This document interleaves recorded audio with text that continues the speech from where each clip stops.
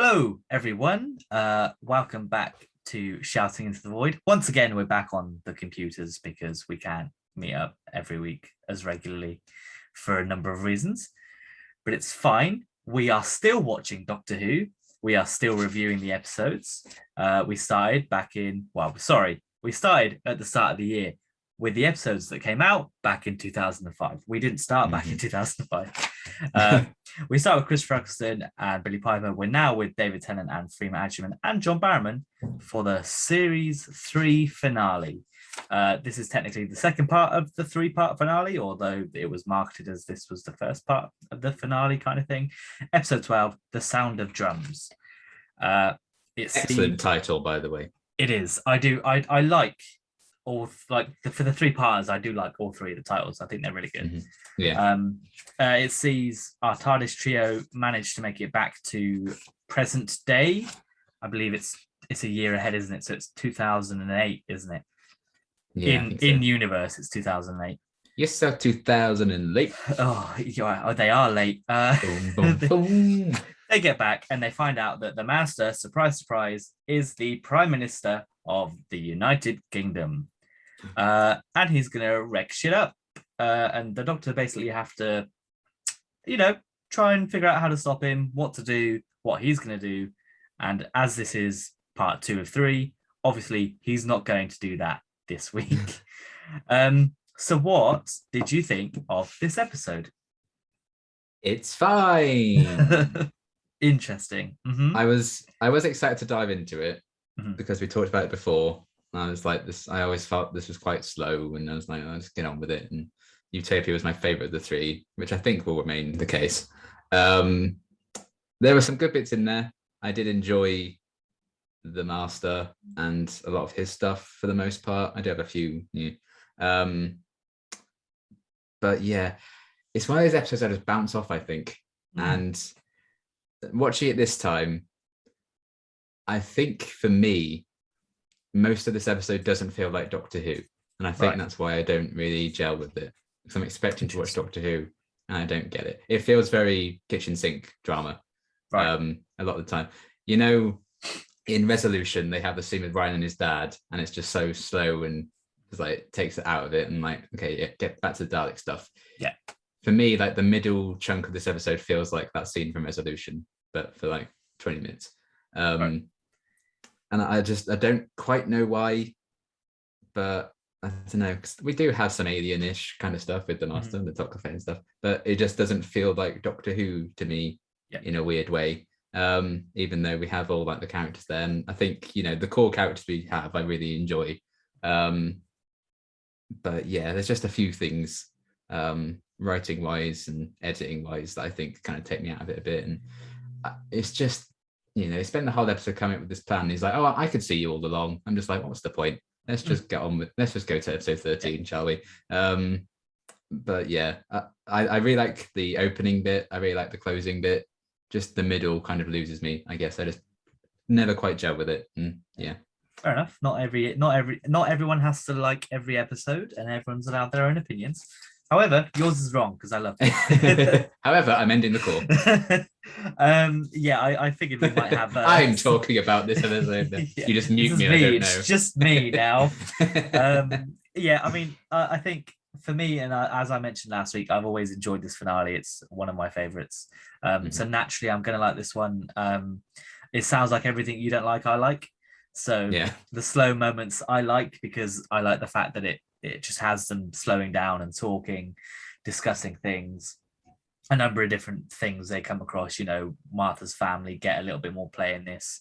Obviously, the Time Lord lore and the history between the Doctor and the Master is sort of explained a little bit, which I appreciate, especially I did at the time when I was young and had no idea who this character was. I appreciate that we see Gallifrey. I'm like, holy shit! I know, and that I really like that, and that's obviously set the bar for what Gallifrey will look like in the future, which I appreciate. There's a number of different scenes I like. I don't feel this is a massive there's not loads of characters in this, so you don't get bogged down in unnecessary characters. At least if one's introduced, they're either swiftly killed, or or they disappear again, or they go to Bristol with the family for 15 seconds of screen time. We'll come on They're to such that a one. worthwhile character.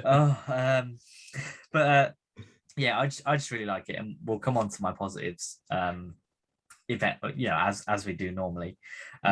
But I think at the minute I prefer this to Utopia, and we'll come on to what we rate it. I know, but just like throughout the whole, and maybe it's nostalgia playing a part, because obviously I do like the episode and I do have fond memories of it.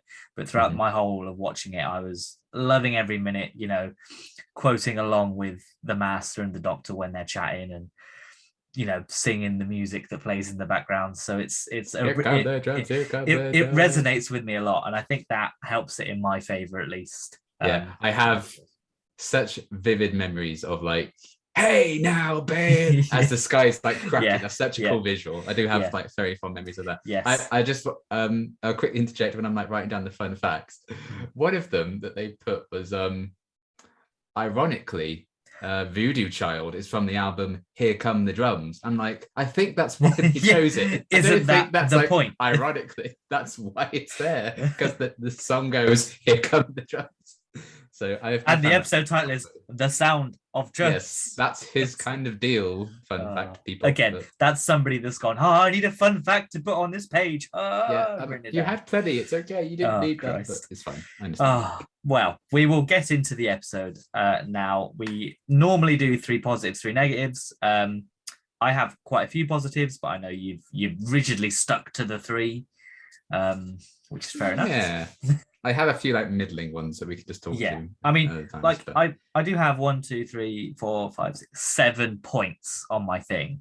Oh my goodness! But it's fine. I think I can merge 1 at least. Okay. But we'll get into it, and I'll let you go first. So, what is your top positive? The sequence with Vivian Rook.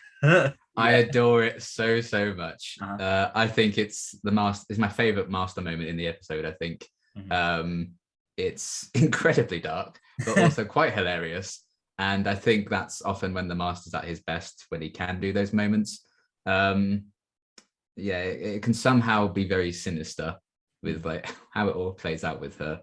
And it feels like it shouldn't work, but it does. Like the fact that he keeps opening the door and she's just screaming, like, it wouldn't completely block out that sound, but it just, the gag itself works so well. And it is quite dark with like the Toclophane showing up with their baby voices and then slicey.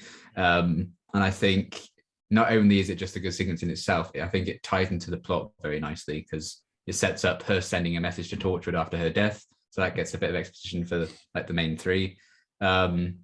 It explores like the false backstory of Howard Saxon and delves into like exactly what the Master kind of made up for himself, which I think can say a lot about his character, like what achievements he's given himself.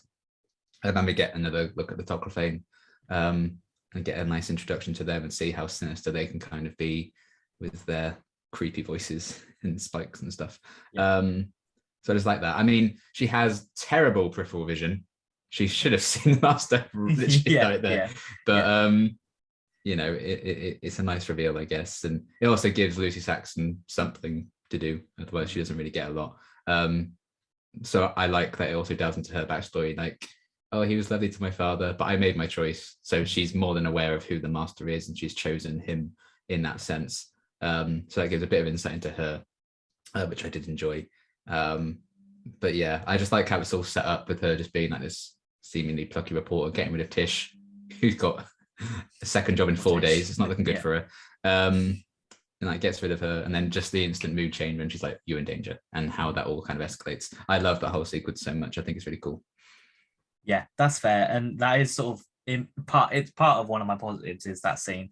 And yeah, I appreciate the dark humor of it, especially in contrast to Lucy being actually panicked. The Master's like, "Oh, this is fun," rather than actually being concerned. He's like, "Oh dear." Yeah, it's like, "Whoops!" Even when he like bites his knuckle, he's like, "Whoa, whoopsie!" Yeah, sorry. What am I like? And then she should have seen the Master, but my headcanon for that is that he's used the Archangel network to, like, effectively mind control the entire population, it's fair that he could probably use that to make himself not be visible when he needs to be. Yeah, but I suppose the whole point is that she's seen through that. Yeah, which I would have liked more explanation on why this one person hasn't, but maybe it's maybe it's just been brushed off by the government. His government is a conspiracy. I think it would have been so easy for him to have just walked in like through a door behind her or something. Yeah, it just seems strange, but it makes him look cool. I guess so. But yeah, I do agree. I do like that scene, and again, it's another character moment that sort of shows off the sinister nature of the master and maybe the manipulative hold he perhaps has on Lucy, which definitely comes into play more so in more so in the second part, and definitely in End of Time as well. But speaking of the master, my first positive is John Simm as the master. Something that probably won't come as a shock because, as I've mentioned previously, he is my favorite master, and I think this episode out of the three definitely shows why, because it's the sinister nature and yet just the fun that John Simm has in the role, which I think every master, especially in New Who, has brought to the table a sort of fun element of just like enjoying the chaos.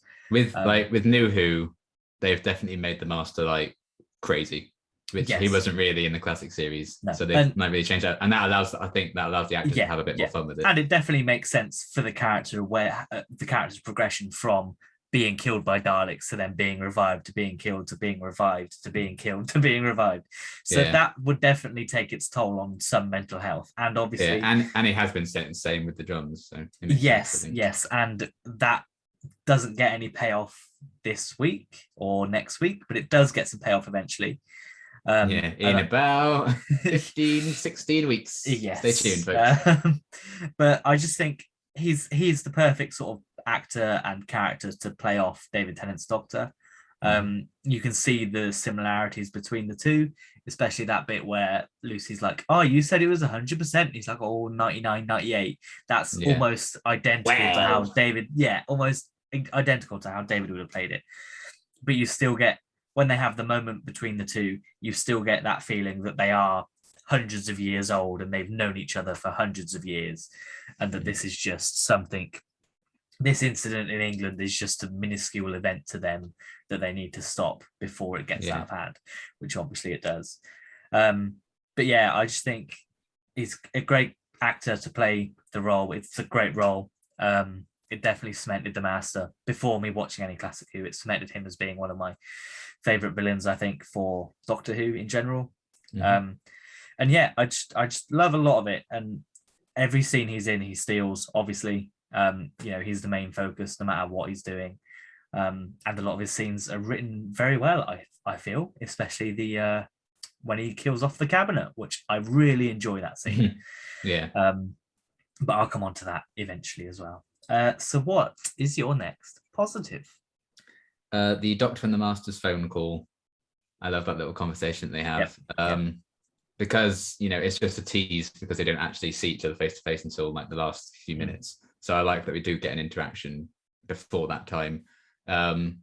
It fills in some gaps about the Master in the Time War, why he was brought back to life, and why he fled instantly. I have a bit of an issue with that, but it's fine. And like making himself human, we got kind of fill in some of those gaps as well. And then he learns about Gallifrey's fate, and the Daleks are gone. The Time Lords are all gone. All of that gone. They're all gone. Yeah, everyone's dead, which I do enjoy. Seeing him kind of respond to all of that. The tension of him like revealing that they're public enemies 1, 2, and 3 on the TV and stuff. I enjoy all of that. Also, best line of the episode, "Are you asking me out on a date?" Which I think is absolutely hilarious. I really enjoy that kind of comedy with the Master more so than anything else. So I like how John Simm kind of says that line. But yeah, just escalating the rivalry just a bit, because we don't really get a lot of it until like near the end. I did enjoy that whole conversation. It felt like these two old friends finally just having a chat again, but so much has changed, so much has been lost. There may be coming back from how much things have changed. It's a really good examination of that, and to come off also a very good bit where the Master's like taunting Martha over the phone as well. I do enjoy the whole build up to that section. Yes, the most dramatic switch off speaker ever. Yeah, the music when he's like about to speak to him, I think is a bit like, calm down. Like it's like, Doctor, hi. Like, you're just answering the phone. You don't need to be that dramatic. You calm down. But I like that scene a lot. No, I understand. I do like that. And my favorite line of that is the "Oh, you public menace" when he yes, that's also very good when he sonics the CCTV. I do like that, and I also like, it showcases how the Master can switch from being calm to furious in like one word, which I really enjoy. And again, I'll come on to that because it's part of something else I've got, which is fine. But my sort of next positive is the main TARDIS trio. Yeah, as it was last week. I just think that they get more time to shine together in this one.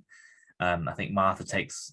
Well, I think there's a good amount of time spent with each of them in the middle part. We get a good bit with Martha sort of coming to terms with what's happened to her family. We get a good bit with Jack explaining why he's with Torchwood and what he's trying to do with it. And then we obviously get a good bit with the Doctor trying to explain who the Master is, what's been going on, and why it's happening and why it's bad, basically. Yeah. If I had like a fourth big positive, it would be Martha, I think. I really like her in this one. Yeah. I think the whole like car sequence, and you really see like she's pushing away from the Doctor in this one. She's really fighting back. Yeah. This is the start of her going, hang on a minute, my family could actually be in trouble if I stay with this man. I'll do what I like, bitch. Yeah. And I do really like the trio. I think it puts them on a level playing field going into the final episode. You all feel that they have something to offer. It just teases that Torchwood cameo that we don't get for another season. But yeah, I just really appreciate all three of these, and I'm kind of gutted we don't get any more time with them after this finale. Because obviously the next time they're together, well, I mean, Martha goes into Torchwood series 2, but the next time these three are together, it's during the finale when they're kind of bogged down with everyone else from the past 2-3 seasons. Because I think the next scene where it's just the three of them is literally when they say goodbye to Jack, I think, at this point. So just the three of them, and they're reunited, I guess, on the Valiant towards the end of the next episode. Yeah. But I do wish we had more time with them because I do think they're a standout of this episode. I just really like all three characters. And I think it's time Martha came back. So if Series 13 is willing to throw any curveballs, which rumor has, maybe, probably not, because I think she lives in America now anyway. Yeah, she's in quite a big show in America. Yes. So I wouldn't expect her to return, but I would love to see her return. And I'm also excited to listen to the Big Finish audio they're going to do of her year during the two-parter, which was a book, not a great book, but was. I was going to say, you love the book so much. but yeah, so I love the trio as with last week. I think the interactions they have are great. It really feels like they've been traveling with each other for a long time, even though it's literally like a day, if that. And I like all the interactions from when they're in Martha's house to when they're on the run to sort of when they're trying to get on the Valiant and things like that. But yeah, so what is your final positive? The Gallifrey flashbacks and the lore, the sweet, delicious lore. Yeah. I think like the citizen, everything, the design of that just looks great. I like seeing an actual Time Lord just stood there, like, I don't know, real Time Lords. Oh my God, he's so old. Regenerate, you old man. And yeah, the lore behind like the untempered schism and everything. Terrible idea to use that. If it sends people mad, just don't do it. Yeah, but it's a risk. Oh, this is a fun game. Let's turn people evil. That's a good plan. But yeah, I like seeing some of that backstory. Seeing like little baby Master. First time we see like a young Master. Very sadly, they actually played him, passed away a couple of years ago, which is very, very sad. But yeah, I liked getting that lore and a bit of backstory to seeing what Gallifrey was like. So that's one thing, at that time he definitely didn't get, because all the Time Lords were dead and Gallifrey was gone. So I like that they could, when they had the chance to, they dove into that a little bit. Yeah. So yeah, it made my little nerdy heart happy to actually see like, oh, I can draw Gallifrey now because I know what it looks like. I can draw a Time Lord and their stupid dumb collars. I love everything with that, and yeah, nice bit of backstory, and it also just provides more about the Master's character and why he may be the way he is now. So I liked all of that. Yeah, the Time Lord lore is my one of my extra positives. Time Law. Time Law. The Time Law. Last of the Time Laws. That will become a villain at some point. Oh no, not the Time Law. Series 13. I just love like seeing it, because again, at this point we've had 3 seasons of the Doctor talking about Gallifrey and the Time War and the impact and all that stuff, and we've not really seen it. Obviously it was teased in Gridlock earlier this series about what it looks like, and I'm glad that they put the budget in there to get a CGI rendering of a building, which was good. And I like the design, and every time Gallifrey or the Time Lords come up in the show, I'm always more excited, because as someone that's not watched as much Classic Who, I've not had that much exposure to the Time Lords as other fans might have. So this End of Time, Hellbent, is Hellbent? And then obviously most recently with Timeless Children and everything to do with the Time Lords and the lore behind them and Gallifrey and everything, I'm always here for, because I just love it, and they're the most intriguing part of any episode they're in, if I'm honest. Which is why I have no problem when the lore gets changed, because I didn't know the lore in the first place, so it doesn't matter. I can do whatever I want. I don't know if the Untempered Schism was lore before this, but if it wasn't, I'm sure. I don't think it was. I think it was just to show like, oh, this is why the Master's actually mad now. Some people were definitely annoyed that happened then. Absolutely.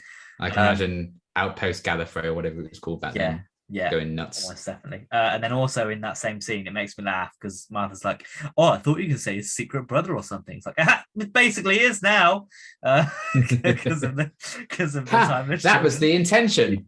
Before Watch Delgado died. It's been made the whole time. There we go.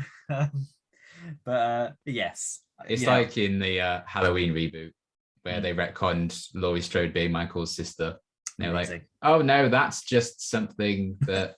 People would just tell it's a stupid story because everyone hated that twist, and the writer even hated that twist because he wrote the script and hated every second of doing it. Amazing. So it feels like a very similar vibe, and I appreciate it. But anytime we get that Time Lord, influence, I really like. And this is no different, especially because this is like the start of where we start seeing Time Lords in New Who, because they're obviously not about, for obvious reasons, for the first 7 series. They make two appearances in episodes, I guess, and then even in this one they're a flashback. They only really have an impact in the End of Time, but then that's it until the 50th day of the Doctor, and then whatever. But it's great, and I agree. So my sort of third one is sort of a mix of a number of things. There's just a number of scenes in this that I really like. We touched on a couple already. The Master and Doctor's phone call, Vivian being chopped, the car chase with Martha, starting from the phone call when she speaks to her dad, and she's like, "Yeah, you really?" He's like, "No, run away, run!" I was like, whoa, hold on a minute. Then little naive old Francine, you're ruining everything. It's like nothing to. Oh my god! Oh no! Oh Christ! It's just it's mad to think like the Joneses' time with the Doctor, when all is said and done, and the end of the year and everything, is 4 days. Yeah. Although they meet, and the next day is like the Lazarus experiment thing. Yeah. And then during that time, and then in 2 days, Tish gets another job. Yeah, Francine has this relationship with these people behind the scenes, and like 42 and everything, and like that's all in a couple of days. It feels like there should be so much more time. It's 4 days. It's quite funny. I know. And so I enjoyed that scene a lot. Although the SWAT team have really bad aim, they only managed to shoot out the back window, which fine. I guess that little car is bulletproof. Whatever. Way of maintaining your public image. Locking 2 black people in a cage, driving off with them, and then shooting another one. Yes, and then that also does lead to my favorite behind the scenes moment when they were filming that car scene. I think it was someone's birthday, and David Tennant's like sat in the car, and John Barrowman's like, "David, I've got cake," and he goes, "Woohoo!" I'm like, that is like the best behind the scenes clip that ever exists. So yeah, that does have a soft spot. And again, it's Martha versus the Doctor, I feel, in that scene, especially when they're sort of driving away, because he's trying to retake control of that situation, but Martha's like, you did this. He can only come to present day, can he, you little bitch? Yeah, I can't believe you did it. Send him back to the 1700s. Yeah. Regenerate. Yeah, that's good. Obviously, the Gallifrey scene is great. We mentioned the cabinet scene as well, where he just kills everyone, and just the way he just takes his time to methodically like raise the fear level of the cabinet, where he just constantly takes his mask on and off to explain it to him, until finally he's like, this gas, and just doesn't take his mask off, and he just gets rid of them. It's like, oh, how did you set it up? Oh Christ, I assume he just had like a button underneath. I just like, was that table always like that? Is there some deep dive into the government here that we're being exposed to? At the start he says, that Downing Street was rebuilt, so you could maybe you could say that he had an influence in rebuilding it and wanted to put that in. I mean, I hate what they did to Harriet Jones, but I do like the setup, like, because she's gone, he can then slide in. I think that's quite the Doctor effectively gave the Master the opportunity to slide in there. And just John Simm is just, and the Master is just very over the top, including the big massive red pipe bomb that is attached to Martha's TV. I'm like, it's ridiculous, but that's exactly the kind of thing the Master would do, especially in his crazed state, is make a very obvious bomb that must have had like a countdown of like 4 hours. Yeah, perfectly timed. Exactly. Any medical student wink at the camera, quickly turn the camera. Oh no, shit, run. You should have just gone Martha Jones turning TV around. I'm ruling the world tomorrow anyway. Anyone can exactly. Find out that I'm evil. But yeah, I appreciate all of those sort of scenes. And then when they're explaining what Torchwood is to the Doctor, although I do have a negative about that. When it's all being explained, I like all the exposition scenes because I feel they're delivered pretty well. I like the fact that the Doctor makes stuff or makes something, from scrap. Puts together his keys. I think that's another good scene, especially the line was like, "Oh, it's like when someone fancies you and they just don't notice." And I'm like, "Oh, that's like you the only evil man." That's like the only reference to you Martha's dumb affection bitch. I like. That's I don't care about the rest of her infatuation. It's just that one line. I'm like, that's funny. And then Jack's like, "Yeah, me too." Yeah, I was like, yeah, that's also fair enough. But yes, there's a number of different scenes like that they just all come together for me, and I think it makes the episode even better. So have you got any other positives before I plow on with the rest of mine? I liked that we did get a reference to like why Torchwood's not getting involved. I mean, they still could have just hidden the hub. I think that would have been a nice little hiding spot for them. Yeah. But I did like that they referenced like why they're not around. Send on a wild goose chase. And where's that big finish? Where is it? Yeah, well, it does get explained, doesn't it? When Jack comes back in series 2 of Torchwood, they do say, is it in that one maybe. Or in this one they say they went to the Himalayas or something? Oh, it might have been the Himalayas. Yeah, I think he mentioned that. Because I think Owen's like, oh, we went to the Himalayas. Well, something like that. I would like to see it. But yeah, well, I mean, there's nothing. They can't make a big finish out of it because there's nothing there, is there? It's just supposed to be there. They might bump into something. It's just 10 minutes of them going, hang on a minute. There's nothing here, and coming back again. And I would like to see it. But yes, I do appreciate the little tease we get towards Torchwood that obviously pays off in a year's time. Any other positives for you? I like the title music. Nice, understandable. So I quite like the music for a lot of this episode. The key moments I put out was during the car chase, car chase. I've just put Martha Carr, so because it's not a chase, nobody chases her, and they don't chase anyone else. They just drive. So it was going to be. Yeah. Oh no. Stay tuned. God, at least it wasn't a little pink mini or whatever it was that Donna was going to be in. Oh God, yeah. And then also the music when the Master tells them all to like run and hide, I quite like as well when they're going into hiding. And then obviously the biggest piece of music at all, Voodoo Child playing as the Top of Fame Descend.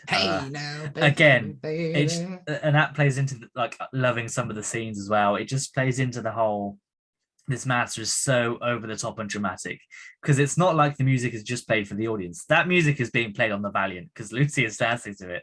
Yeah. And so it just plays into the dramatics that the master is creating and that the master is just thriving in. I like that the master and Cassandra on the same level with like yeah, playing music. music as the world ends. Yeah, they get along great. They would. They definitely would. Big finish, make it happen. Cassandra's the master, confirmed. When she was a little boy. Oh, there you just go. say it. Oh. Be the master confirmed. But yeah, I do really like a lot of the music used in this episode, and I think that will continue into next week as well, as long as I do watch the version that has good music in it, which I think my Blu-ray will. But we can come on to that. The Airplay version has it as well. That's right. It was only Netflix that cut it, and it's not on Netflix anymore. Netflix. Netflix. And then I'll pop these last two sort of into one. Is I guess the Master's technology. Technology. I really like what he did to the TARDIS and creating the paradox machine. I just think it makes sense. The TARDIS is a powerful being, and the Master is from Gallifrey, so he would know how to change it and how to work with it. And it makes sense that this thing that can travel through time would have the power to prevent paradoxes or suspend them, or however it gets explained. It doesn't really. No, we'll go into that. But again, the TARDIS isn't really explained. Every time they're like, "How does it work?" They're just like, "Don't ask questions." So, but when it's a major plot point in an episode, I feel like maybe explain like exactly what a paradox machine is. It prevents paradoxes. Right? How? By preventing paradoxes. Right? How? By prevent. That's all you need to know. It's fine. Right. Okay. Sure. You say that, but then if they explain like all the technical detail, we'd be like, oh, they just spent too long explaining why it all works. Just say it prevents this and move on. Well, we don't know that because they didn't do it. No. Look, in the target novelization section. For God's sake. I'm sure if I went back and found like one of them books that did like ships and whatever, there'd be a paradox machine thing and it would give me some bullshit. But I wish the show would give us that bullshit. No, that's what extended lore is for. Heaven forbid. And then also the laser screwdriver I also really like. I like the laser screwdriver. And it makes sense. And I know we went on a massive rant about flashbacks last week. But at least with this flashback, when it explains Lazarus, it shows old, machine, young, done. You know what the situation was there. It's explained if you missed it. It's not just, is Lazarus and then done. Like, I've been planting traps for you all along. I'm like, all for like the 2 4 days ago. Yeah. 2 days ago, I laid this trap for you. I've had 18 months to plan one trap. You evil so-and-so. But yeah, I do like the laser screwdriver, especially because it can kill and just make people super old. Well, at least Time Lord super old. And I love the toy that I got for it as well. It's just a shame it broke for me. So it's probably cost the first one I got £100, didn't work. So. But Toys R Us just gave me a replacement, which is fine. Oh, that's right. Mine, to be fair, mine broke recently, like, within the past. Oh, right, okay. Within the past, like 10 years. So within the past, like, week. Yeah, no. You just sat there with it. Yeah, probably. Oh. No. I've done it. Oh. But, eBay. Yeah, I dread to think how much it is on eBay. It's probably a pricey toy, which makes me, I don't want to look because it's going to make me more sad when I can't sell mine. So how much is a Sonic pen going for these days? That was another one that I think has just disappeared. I don't know where my Sonic pen went. Yeah, I don't know where mine went either. But we'll come on to that in a few weeks' time. Oh yeah, that's fairly close actually, isn't it? It is. But yeah, a lot of the technology the Master uses is fine. I love the dramatic reveal of the Doctor's hand aboard the Valiant. I was like, oh! Yeah, I like that setup for how he can age him. Holy.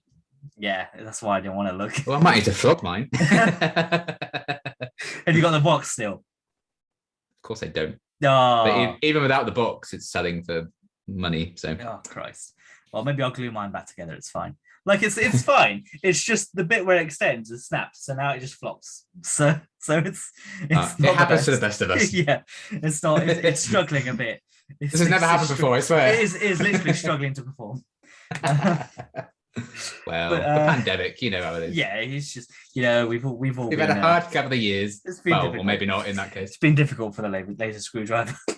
But yeah, that is That is deep, depressing lore we've given to the laser screwdriver. It's underperforming gadget that feels out of place with all the other gadgets. Could you imagine? But yes, that is sort of the end of my positives. I'm sure you can all tell that I quite like this episode. So now I'm going to absolutely fight against all of your negatives. Although to be fair, you'll probably go with some good ones. You could accept that they're fine. I mean, yeah, because everyone has their own opinion. They probably will be fine, and I'll probably be like, yeah, but I don't care, kind of thing, because that's what'll happen. Because you're a Doctor Who fan, and you're right no matter what. Exactly. Okay. And you're a Doctor Who fan, so you're also right no matter what, which really creates this weird impasse. We need a paradox machine to stop this out. Unfortunately, we don't know how it works, so can't make one. Sorry. I mean, I'll start with my first negative because it's a ridiculous one. Leo. What's the point in Leo? Why? There's no point to him. Just don't need him. Like, just don't pay Reggie Yates. You don't need him. You just don't save the money. You could have had a car chase sequence if we didn't hire him. That's it. Like the whole of the series, he's appeared 3 times for probably a grand total of 15 minutes. Not even that. I think. He gets a little bit more play in the Lazarus Experiment, but even then, so, like 2 scenes, he's knocked unconscious. No, I generally think he has less than 5 minutes of screen time. I mean, probably. I was probably being very generous, but you just don't need him. Like make it Tish's birthday party they have to go to. You know, you don't need Martha to phone and say hide. Yeah, because like it just doesn't make sense. Hide. It just doesn't make sense. Run. Yeah, literally. Because it's like, well, I just don't get it. And then how would the Master? Like, even the Master doesn't care about Leo because he's not got anyone watching him. Mm. You would think if you know about her family, you would be on him and he wouldn't be able to evade the law. Yeah, they already did. Tisha's got a new job twice because of the Master. So just do it again. Yeah. He's gone from the Master's manipulating things. He's gone from being knocked unconscious to but I got a family holiday. I can't stay in for concussion. I've got to go. Sorry. Yeah, my kid that I ditched for tonight is an Eastmate. What was his kid's name as well? I was like, wow, that's a name for a child. Yeah, I just zoned out. He was there. He wasn't even there for that long. I wasn't paying attention. It's literally 15 seconds. He was there like oh, that was that. Because then the Master takes over the call, and then that's when I came back. And I was like, oh yeah, that was the bit with Leo. It's the one shot of him just walking on the phone. That's all he did. Yeah, and then maybe we see him in the finale when the family reunite. But even so, like, and then that also puts him in the weird position of Leo's not getting the same experience as the rest of the family because obviously he doesn't experience the year. So it just seems unnecessary. Maybe there's some behind the scenes stuff where they wanted to get him in for longer, but maybe in a target novelization. Yeah, then we'll get a whole subplot. He'll probably he turns out to be a serial killer. yeah. That's why he's not around. He killed 50 toclophane in the year. Yeah, this is his 14th wife. Yeah, basically. But maybe there was some behind the scenes reason of Reggie Yates. Something happened and he couldn't do as much as he wanted. Maybe he actually had a kid in real life, or something probably happened. Even because it's just real short-sighted for them to be like, yeah, he's here, and then we're not going to use him. But he's related to the character. It doesn't make sense. But that's like a big nitpick for me, just because I think it's unnecessary. A lot of cameos of Doctor Who, they're probably they're unnecessary. They don't need to be played by famous people, but they are, and at least then they get a good use. Michael Gambon, Bill Nighy. Yeah, Bill Nighy, Ian McKellen, although I think he's wasted. His at least that's a voice role. Richard E. Grant. Obviously, they get a fair bit out of him. John Hurt is the big one, but Lee Mack's in this longer than Reggie Yates. So that's true. Yeah. It just poor Lee Mack's fate compared to Reggie Yates. I know. It's just it just doesn't make sense. I know you want a big name. Well, he's not even a big name. He was what? Probably Savage. Well, I mean, he was a radio one. This guy. Yeah, he was a radio. Well, I mean, American people watching this will have no idea who we're on about. So there'll be a lot of that. But, what the fuck are those Teletubbies things? Yeah, and I do get that. But he was maybe one of the best. I don't know, because he was a Radio 1 DJ at the time, wasn't he? I have no idea. And I've got no idea what he's doing now. Did he present CBBC? No, I don't think because I'm pretty sure he was a radio presenter at the time. Right. I want to say he was doing. I don't know when he was doing on Radio 1, but he was definitely on Radio 1. I don't think he was a CBBC presenter. Okay. Because we had the CBBC presenter we had 2 in series 2, remember? So did we? Yeah, Jake Simmons is one, yeah, and the that's guy right. that did Bear Behaving Badly. Is it him? Bear. I don't know. There was another one as well that he hosted the Doctor Who Monsters show or whatever it was that was on like afterwards on I'll tell CBBC. you, Doctor Who, do you mean? Yeah, I think that one. He was one of the Barney hosts on that something. one. Yeah, him. He had a Yeah. very brief cameo where I only know he's there Yeah. because they pointed it out on the show. It's like That when stuck with Greg me. James is in season 6. Yeah, You only know exactly. he's there when they point it out. Exactly. And it's just that's fine. If they just wanted Reggie Yates to do something like that, it's fine. But he's not. He's a major relation to the main character that gets 5 minutes of screen time in the whole series and is never seen again in the history of the show. Yeah. So, or anything is he's not in any Big Finish. He's not in any books. At least Francine comes back in the end in Journey's End and stuff. But it's fine, I guess. It's just we went on a massive rant about Reggie Yates, but never mind. So, what is your first negative? Well, this was actually my third, but we've already talked about it. Really, the paradox machine is unexplained, and I don't like that because it's such an important thing in the Master's plan, and it's like the whole ending sequence is because that thing works, and we just don't know anything about it. Even like some speculation on the Doctor's part would have been nice. I'm like, okay, maybe it could have been that. They're just like, it's a paradox machine, and they treat that as an answer. I'm like, but what though?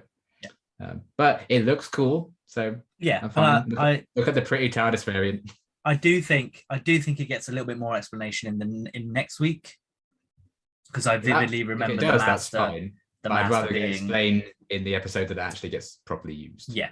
Although they have to go and shoot it in the next one, so they destroy it. That's not using it. It's just destroying. That's undoing what they've set up. Technically, it's being used the whole episode next week. So I hate Doctor Who fans.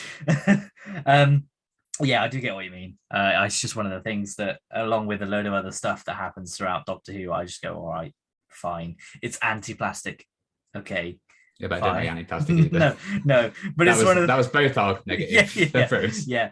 But it was like, fine, anti-plastic, whatever, fine. It's a skin stretched across a metal frame. Okay, fine. Well, that gets explained because she's had 2,000 operations, but we didn't get. I mean, what did he do to make this up? Did he have to cut anything out? Did he? All right. Well, when in the target novelization, I want a whole sequence where he makes it. I mean, again, you probably will because I'm pretty sure next week they do like have a little flashback of the Master with like a welding torch and a thing like making it. Unless that's just a fever dream that I've had previously. You just have lots of fever dreams about John Simm. John Simm welding.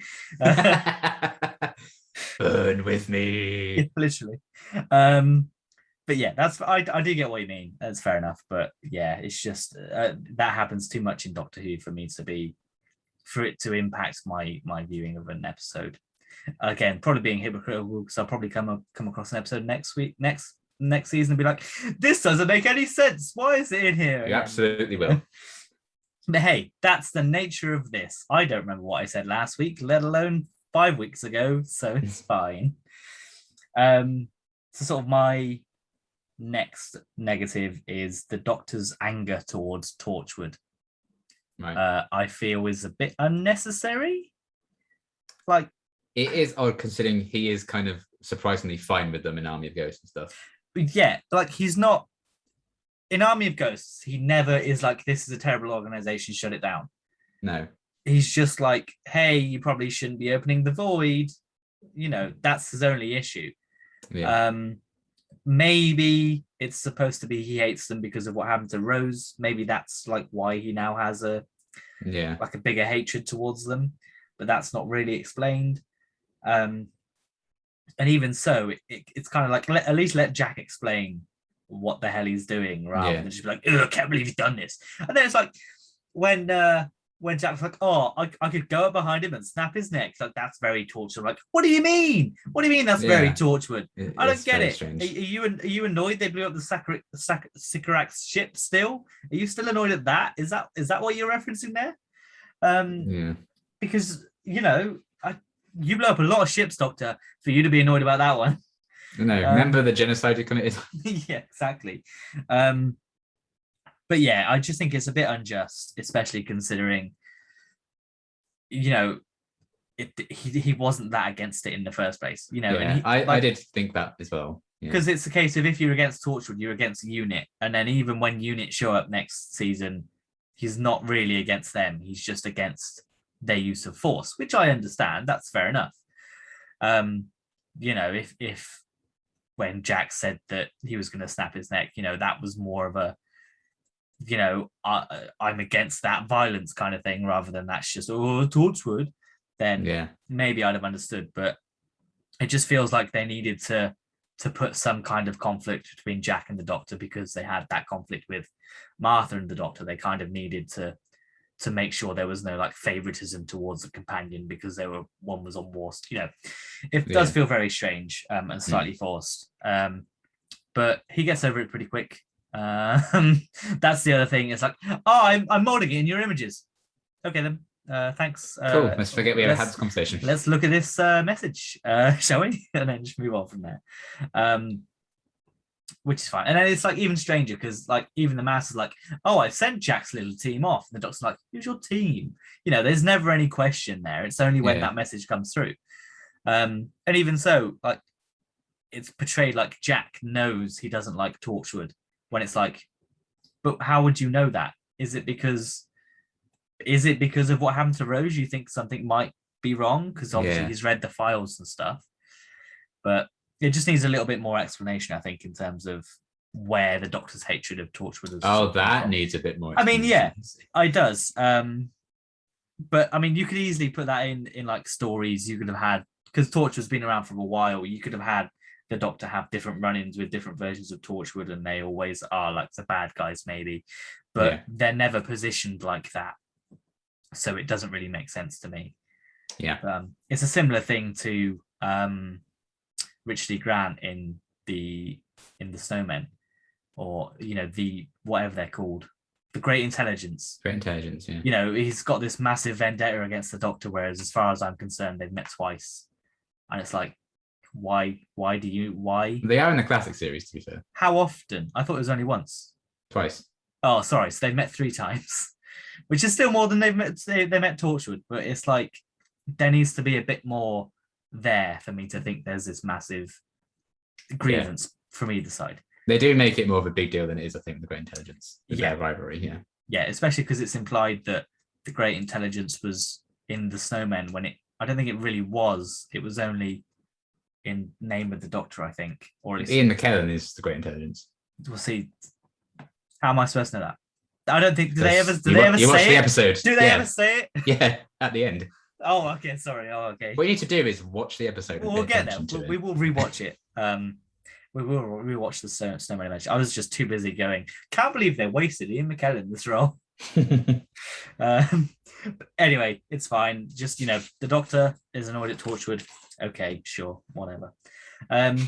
So what is your next negative? So my big one was, for me, there's a bit of choppy direction and editing, in my opinion. The only real one in that terms of like how it's directed, and I think it's because maybe the set is just quite small. Yeah. The scene in Martha's flat, I think it looks really bad. There's very awkward and bizarre choices, I feel like. There's like a scene where Captain Jack looks like he's drunk, which is like, ooh. Yeah. I'm like, okay, I mean, now you're being affected by the thing, and then everyone else isn't. It's strange. But there's just so many like weird angles to it, and I'm just like, it doesn't really make much sense. But I think Dutch tilts. There's just too many. Yeah, I think it's just because there's 3 actors in that set, and then they had to fit the crew in as well. It's just they can't really get any decent angles, but it still looks weird. So that felt very strange to me, especially because it didn't look that bad when we've seen the apartment beforehand, I think. So many close-ups of people's hands. Like, we get it, they're all tapping, we get it, you don't need to show it 50 times. They did a lot of that. And then in terms of like the editing thing, the cut to black right at the end was so weird. They cut to black for a second and then rolled the credit, like just rolled the credits on his face. Like it was a very strange choice. It kind of took me out of it a bit. I'm like, you didn't need to do that. So there's a few little things like that. And I'm like, yeah, this feels kind of odd. Fair enough. That kind of ties into my third point then, to be fair, is when the Doctor is being aged. First of all, they do a really dramatic zoom in of the Master when he's like sonicking him. And then just no. Just the way David Tennant's aged. Obviously, they made him flail around and then they sped it up. But he had to do that for like 10 minutes, didn't he? It looks terrible. I don't know how else you would do it, so I can't offer an alternative. So it is stunning. So it's just David Tennant, and then suddenly he's just old. That's just it. There's not like any progression into it. Like, I don't know what else they could do. Like, and they're gonna do it again next week, so we're gonna have to prepare for it again. Oh God! But I forgot about little Bubba. I can't wait to see how that looks. We're gonna have to prepare for that, but it just doesn't look very good. And they cut back to normal people just stood watching, and that's fine. But then it cuts back again, and it's like, oh, it's like, oh. They needed to make it worth it. They had to do that for ages. It's that Kermit gif of Kermit going like that. But yeah, but it's David Tennant. Oh, there needs to be an edit of that, but it's just Kermit instead. But yeah, I mean it's a nitpick for me, but I do agree that some of the editing choices in this is a bit dodgy. And that one, I don't know how else you would do it. I don't know how you could do that unless you like did the CGI of his face getting older, but then that's a risk you've got to take with the CGI looking good. Yeah. But it's fine. He gives us the old man doctor, which I always think is, again, the makeup looks great. It's just no bushy eyebrows this time, unfortunately. Yeah. You'd think they'd have just like filmed those shots time in the same day and just and just had him stay in the old man makeup for one day rather than making him do it twice in different makeup. Yeah. But yeah, so what is your final negative? Yes. There were a few aspects of how the Master's presented that I'm just a bit meh on overall. I think John Simm's fantastic in what he's given. I just think, for me, a lot of the physical comedy just falls flat. I like the humor that's like, oh, you public menace, and you're asking me on a date. I think that works really well for him. But then when he's like, hi guys, I'm like, you don't like a prat. Yeah. And things like that. I think when they try to do like physical content, like, it's like, I'm like, you would be kicked out of office for that. Even like, you're not pushing your luck. You just, I mean, you say that, but you see who's currently. What I mean. Yeah. Like the president clearly doesn't like it, but he would have acted on that. I feel like, and I'm just like, you just look like an idiot. I'm not scared of this guy. So that kind of side of things, I'm like, but everything else, humor-wise, with the Master, I think works. Yeah. I think the Time Lords are dumb because if they knew the Master at all, they wouldn't think he's the perfect warrior for the Time Lord because they know and they've seen multiplications. He's like, well, this looks spicy. I'm out. So it's kind of a forced way of being, I'm alive again, I guess, because obviously he died in the classic series and the movie and stuff. It's better than just saying, I've escaped. Yeah, I escaped. Yeah. But, it's still a bit. Yeah. And then like some of like his public image, I guess, the fact that his first full day in charge, oh, look, we've had contact with aliens. Don't be suspicious. I know like the filter and everything, whatever it is, Archangel thing, but still it's a bit dodge. And like taking Martha's family in the middle of the street. Yeah. And great line to kick off the episode. It's like, what this country needs right now is a doctor, smile at the camera. But in real life, people will be like, what? Yeah. What? Wait. Yeah. It's there. It's a very forced, like, ha, roll credits thing. But people will be like, what the fuck does that mean? He's just like staring, smiling at the screen in silence. So there's a few things like that. And like, I know he's quoting something at the end, I assume. I couldn't find what he was quoting, but I think he is quoting something at the end. But it's like, and the earth was no more. And it's right there. You spend a year rolling it now. Yeah. So there's just a few things like that. I was like, I think you could maybe fine-tuned some aspects of that. Yeah. But I think the reason it does still work and holds together is because John Simm's good. But there's just a few things like that don't gel with me. I think it's because I'm spoiled because I love him in series 10 and I think that's the best version of his Master. And I'm like, I just wish you were like there. But regardless, a few things like that. Hey, he has to die and then come back again before that, and then die and then come back again before I don't want to think about that. I get what you mean. I think a lot of the things where it's like his public persona, I think, can be sort of explained away with the use of the Archangel And you see that with right at the start when people are cheering him just on the screen and with the I voted Saxon shirts. I think that kind of lays the groundwork for it being like the public either don't see it or they see it and just think it's great. They're kind of like manipulated to feel like that so that they're not going to point it out. Which is also why nobody points out that the master looks the same age in all of his university pictures as he does when he this balding man. This balding man is at university playing for a rugby team. So I love like the master's ego that like put himself in a rugby team and stuff. Yeah. I think that's very mastery. And have enough time to get some testimonials from Sharon Osbourne, McFly, and Anne Widdecombe. Was it Anne Widdecombe? Yeah. So I'd forgotten about that bit as well. I know. I was like, oh my god. Oh, gross. Oh, not again. No, can't do this. Outside of Dougie, I would honestly believe they've replaced every single member of McFly in present day. But then even Doug's like, go Harry. I'm like, why have you said it? Why have you said it like that? And again, why did you zoom in on him like that? Yeah. There's a lot of that's like choices. It's late on a Friday. They're drunk off their skull editing this episode. I'm like, they're zooming because that's fun. And then it goes out the next day. Yeah, they forgot they did it, and they're watching it like, oh god. I think a lot of things can be explained off with the Archangel. Again, I think also when it's like the physical comedy, you might be able to explain that away of, it's the master, literally just regenerated 18 months ago, which is probably means he's still not. But you wouldn't 18 say months. But you wouldn't say David Tennant's Doctor in his first series is the same as we get in series 4, or even in this series. No. So you could argue that maybe he's still figuring out what works in terms of, and he's also very giddy that he's actually going to like decimate the world in the next episode. But I do get what you mean. Sometimes it can be a little bit over the top. Although I do like his interactions with the president, where he clearly just doesn't care about politics or international politics. Politics? Like, I know. We went the whole episode before saying that. I was like, in the most political episode I think we've had so far. Yeah. We haven't even mentioned it. But yeah, he does. It clearly shows that he has no care for anything like any international regulations, and he sort of emphasizes. I think it emphasizes that point with those interactions. But I do also get what you mean. I do think every time we see John Simm's master, he's different, but in a good way. Obviously, End of Time is a master that's like literally virtually on death's door, and is just doing anything he can to survive. And then the master we see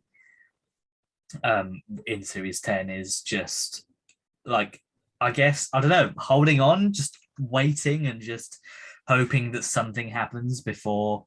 Yeah, he's waiting to play a long game. And, very, very methodical and stuff. He's been plotting it for a while, and he sort of knows. He's very vindictive and stuff now. Yeah, which I like all of the different versions.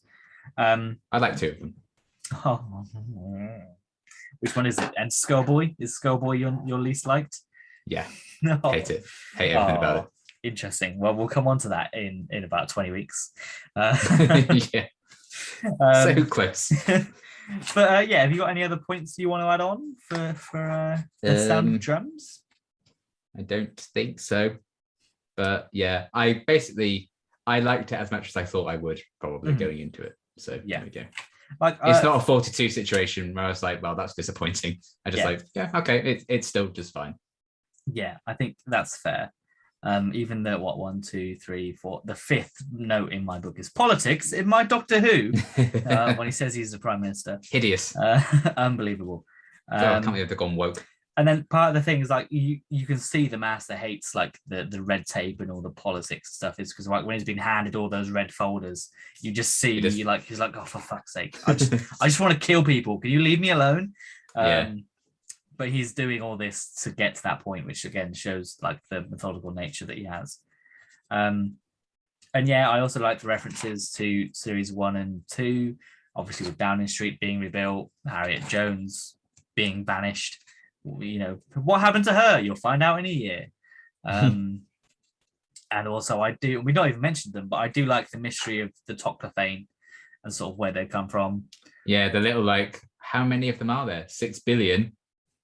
Yeah, wink, what else had 6 billion at the time? Yeah, exactly. I mean, looking at it now, it's obvious, but at the time, I don't think Yeah. I did. I definitely didn't guess. No. Well, like Klaus, soon there'll be a lot less humans still alive at the end of the universe than how many there were on Earth at the time. But then you've also got to think that there was much more humans at that, around that time anyway, because they'd expanded to everywhere in the universe. Yeah, that's true. Yeah. So it would have been, in theory, it's probably only like still 1% of the population of the human race that survived. And yet they still, of all the ones they capture, it's the little boy from Mutate. Oh boy. But yeah, I like the design of the Toclophane. Yeah, they look really cool. I like, the sliciness and the laseriness of them. I didn't even think of the CGI when they showed up. Like I wasn't like, oh, that's a bit off. I thought that looked quite all right. I think they look really good. Yeah. The Valiant is probably a different question. I don't think it looked terrible, but you could still tell it was CGI because it was a bloody floating spaceship in the middle of the day. I think the Valiant looks much better next series when we see it. Yeah, it didn't look anything like I remembered. No, it's very much just it's very much just an airport on just a helicarrier. The sky. It literally is, which is obviously where they got that idea from. I would assume. But I mean, it's fine. I like it, and I like the sort of expansion of, I like the progression of this world that we're in. That aliens have come to this planet, and we are sort of trying to build up, and stand on our own 2 feet with things like the Valiant and all that kind of stuff, and then that obviously plays into other things later down the line. Yeah. But yeah, so in that case, what fun facts have you got? Oh yes. Oh boy. Let's check them out. Oh, I also want to add is that we had, during some of the exposition scenes, there was plenty of time for Martha to get changed, make some cups of tea, and check her voicemails. Oh yeah. I was like, come on, guys, you're supposed to be finding the master. You've just made some teas. Is that all you're doing? And then go and get some chips. Oh, okay. Sure. Sure. Okay. Fine. I mean, at least we. I'd risk being caught trying to get some chips. I mean, like, at least we. That's not something we see in Doctor Who. Is them eating and drinking and like just daily life. So I kind of appreciate it from that angle. What I don't buy is them saying the chips are nice because they look pale as hell. I know. Oh, they look disgusting. When the one that David eats, I'm like, that didn't look good. Yeah, that looks awful. That's literally like the 30th take. They're cold and gross now. Gross, horrible. But yes, go on. Fun facts. Right, fun facts. So I think we talked about this during Dalek when it happened, but they weren't sure they would be able to get the rights to the Daleks when they started the show. So the creature that would have been in Dalek instead, when Master Davies kind of drew it up, ended up kind of being the Toclophane. So he's kind of reused that idea, which I think is quite cool that he's found a place for it. Inspiration for the drum beat came from the sound Russell T Davies' alarm clock made. So it drove him mad for years and years as well, it would seem. This is the first time a Gallifreyan child appears on screen. Do you want to know the official name for Gallifreyan children? I think, go on, what? A time tot. Oh, yes. Yeah. I cackle. I love it. That's in like a book or something, I think. I think it's from a book, yeah. I absolutely love it. Yeah, it's ridiculous. I can't believe it's never been said on screen. Well, I very much can. Always use Time Lords. There was never any Time Lady, but now they have time for a Time Tot. Time Tot, yeah. My goodness. God's sake. Instead of having the lines read to them on set, David Tennant and John Simm actually did call each other for the scene where the Doctor and the Master speak on the phone to add to the authenticity. Were they filming both scenes at the time, or were they just... No, they were filming separate scenes. He was just behind the camera going, yeah, hello. But David Tennant was on the phone. Right, okay. Okay. Which I think it's fun to know that when you're actually watching that. They are actually speaking to each other. Yeah. Apologies to bring him up, but this is a fun fact. During the decimation of 1/10 of the population, for some reason, Noel Clarke's voice can be heard amongst the chaos. I don't know where or when, but he can. You can hear that man. Okay. Maybe that's been removed now. Fingers crossed. The Doctor's dismissal of he and the Master being brothers was Russell's response to a popular fan theory that he found, and I quote, daft. But before Roger Delgado's death, untimely death, I should say, there were plans to actually reveal that they were indeed brothers. But now I don't want to say thankfully Roger Delgado passed away because he died horrifically, and I wouldn't wish that on anyone. But I'm kind of glad that didn't happen. Now they're just related by biology, I guess. Yeah, so because there must be like third cousins or something. The doctor's the timeless child, and therefore the timeless child gave the regeneration that the master used, because that's why the master's so pissed in the end of series 12, because they're like related. He's like, everything about me came from you. Yes, correct. You are correct. You are correct. So stop shipping them, please, fandom. Yeah. So I guess I'll just create some cyber time lords and leave. Bye. Yes. David Tennant's old age makeup was inspired by William Hartnell. I don't know how, but it was. Yeah, sure, if you say so. Yes. Dialogue was cut from the episode that had Jack and the Doctor poking fun at the voiceover accompanying the start of every episode of Torchwood, but it was deemed too metatextual and therefore was cut. I would have loved to see what that was. So I imagine that would be him when he's explaining Torchwood. Outside the government, beyond the police. Yeah, and then the Doctor being like, the fuck? That would have been cool. Dumb. I would like that. Yeah. Jack, that's dumb. You're a dumb man. Yeah, that would have been nice. They would definitely do that now. If that would definitely happen now. I can imagine so, yeah. Maybe it will. But yeah, it was deemed too meta. You never know, Chris Chibnall. He was like running Torchwood basically for the most part. Yeah. Except for series 3. Yeah, basically. Apart from the good one. The Time Lord's headpiece was an original prop from the classic series, so that's nice. I'm glad they didn't break it. The car chase sequence was scaled down significantly due to budget concerns. So there was supposed to be a whole car chase bit, but alas, it did not happen. That's a shame, I think. Russell toyed with bringing back the Master's TCE, the tissue compression eliminator, due to his fondness for it, but decided the Master had enough toys to use against the Doctor in this story. It did end up making a return in 2020 with Sacha Dhawan's Master. That's great. I love that little thing. It's a great comedic effect. Yeah, love it. The mysterious man from the Lazarus Experiment was due to appear in this episode. However, the actor wasn't available, so the sinister woman was used in his place. What's the point? Why? You would plan that. You would plan that, wouldn't you? Apparently not. Surely you would plan that. You would say, we need you to film on these days. Can you do it? Yes or no? Oh, God's sake. So, he's the new Reggie Yates. Yeah. What could have been? Oh, he's probably got more screen time anyway. Maybe, yeah. The Master's fascination with children's TV, in this case Teletubbies, is a reference to Roger Delgado's Master having a similar scene in The Sea Devils when he's watching the Clangers, which is a very wholesome moment. I do like that throwback. The Master's speech to the TV cameras echoes his speech in Logopolis Part 4, which is Tom Baker's final episode. So he basically starts it in the same way and stuff like that. And he also offers jelly babies in the same way that the Fourth Doctor did, in like a white paper bag and stuff. Yeah. And then finally, the Doctor has previously been prematurely aged in the Leisure Hive, which is another Tom Baker story. Oh, lovely. So throwing back all the Fourth Doctor references in this week. Yes. Is the Master's like coat that he wears that has like the red insides a reference to anything? It was kind of a reference to John Pertwee they went for. Yeah, a lot of the Master's outfits are references to like Anthony Ainley's outfit, stuff like that, but they've like tweaked it a bit to make it a bit more modern. Because all his costumes are referencing classic series stuff. Yeah, it's very obvious that the red was shown off, I think. They didn't make an attempt to not have it that obvious. I think the Sea Devils, I think John Pertwee wears something like that, and obviously that's a big Master story. So yeah, fair enough. Maybe just stole it while he was in it. He could have in the TARDIS wardrobe, it would be there. So he might have just taken it and just gone, yep, I'll have that. Everything's short of the scarf. Maybe next time. There you go.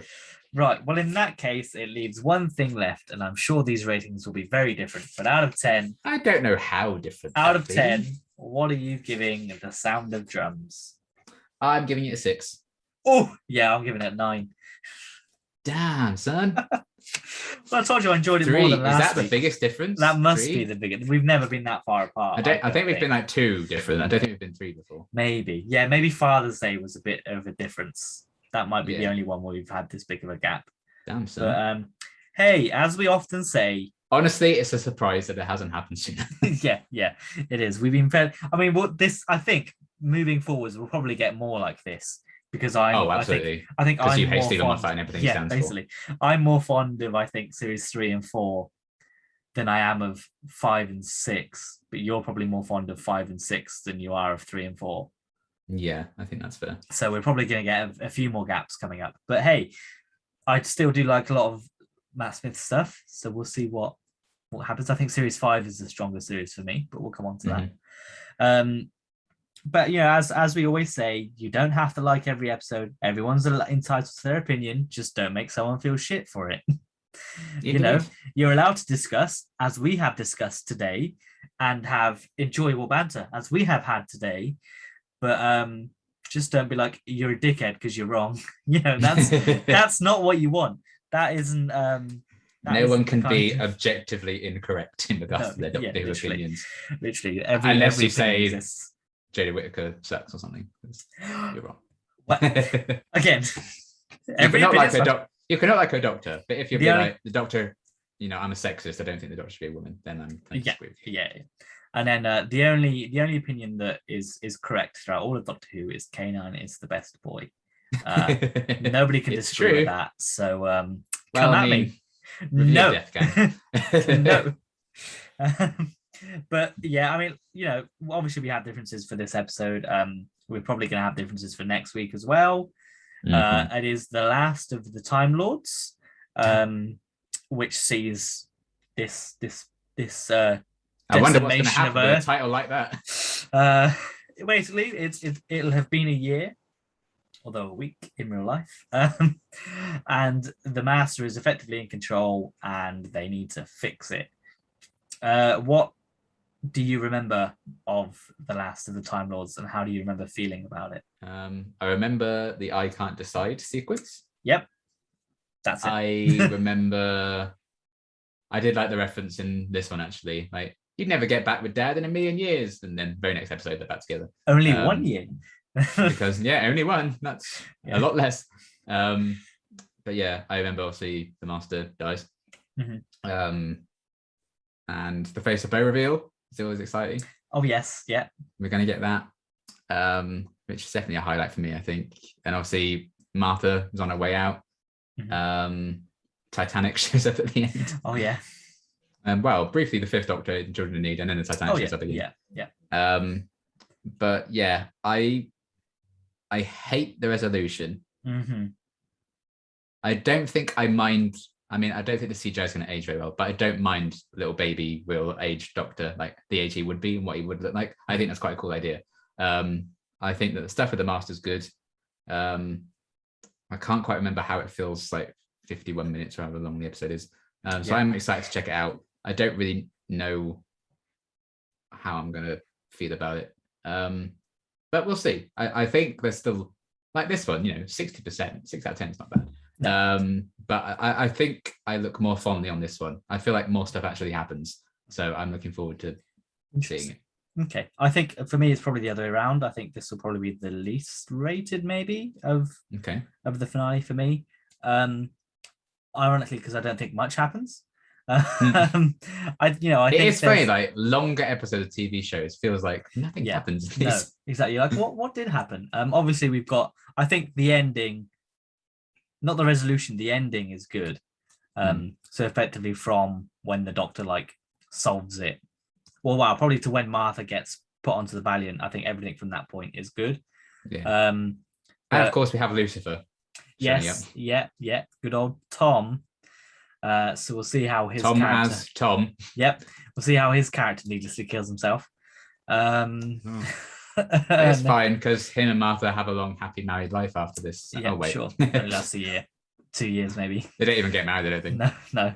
And then let's not forget about the scientist lady that sells out Martha just so she can watch a more countdown.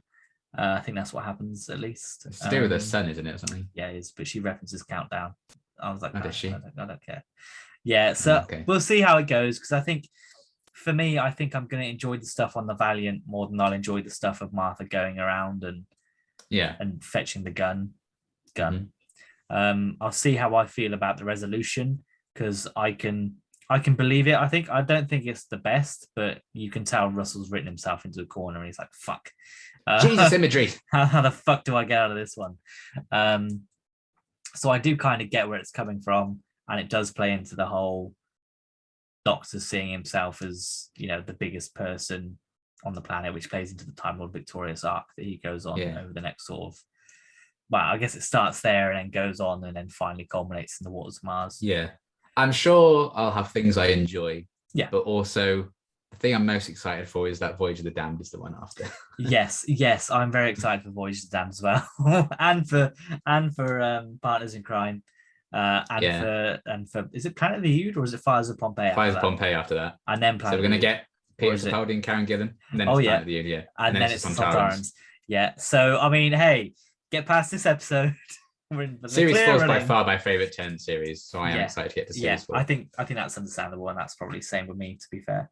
But hey, we've got the finale to come first, and it is the finale of Series 3. So let's hope it feels like it's the finale. And yeah, that should be next week. There will be some changes to scheduling, obviously, because Series 13 does start this coming Sunday. Yeah, Wednesday. I know, it's madness, isn't it? 5 days. Oh Christ, I'm not ready.